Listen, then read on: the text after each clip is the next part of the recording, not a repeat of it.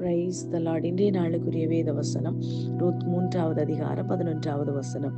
இப்போதும் மகளே, நீ பயப்படாதே, உனக்கு வேண்டியபடியெல்லாம் செய்வேன், நீ குணசாலி என்பதை என் ஜனமாகிய ஊரார் எல்லாரும் அறிவார்கள்.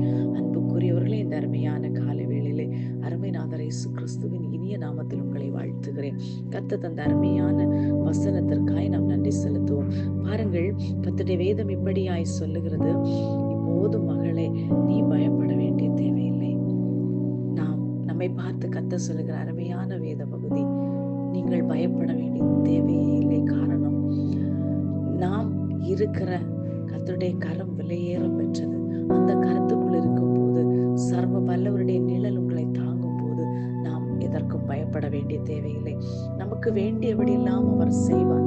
அந்த இடத்துல எனக்கு வேண்டியபடியெல்லாம் கர்த்தர் செய்வார் என்று திரும்ப திரும்ப அறிக்கையிடுங்கள்.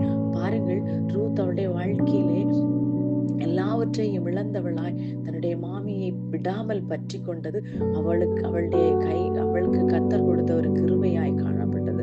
பாருங்கள், ஒருத்தி முத்தம் செய்துவிட்டு போனாள், ஆனால் இவளோ விடாமல் பற்றி கொண்டாள். சில வேளைகளிலே சில காரியங்களை கர்த்தர் நமக்கு வாக்கு பண்ணினார் என்றால் அதை தருவார் என்று பூர்ண நிச்சயத்தோடு விடாமல் பற்றி கொள்ள வேண்டும்.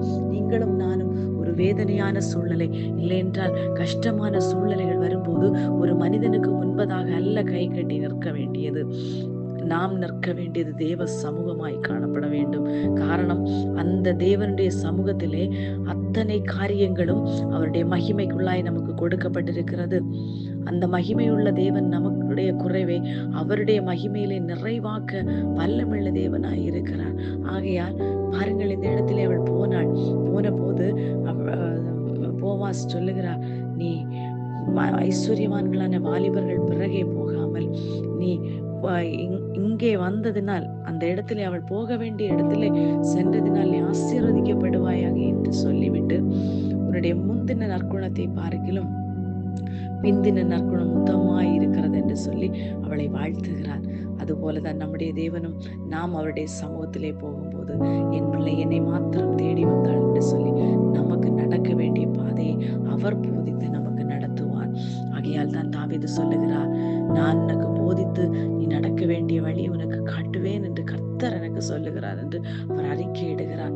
பாருங்கள், நாமும் அதுபோல நம்முடைய சூழ்நிலைகளிலே தேவனை மாத்திரம் சார்ந்து கொள்ளுவோம். அப்பொழுது நமக்கு வேண்டியபடியெல்லாம் செய்து நம்மை குணசாலி என்று நமக்கு கர்த்தர் நம்மை கூப்பிட்டு அவர் சந்தோஷப்படுத்த போகிறார். God bless you all.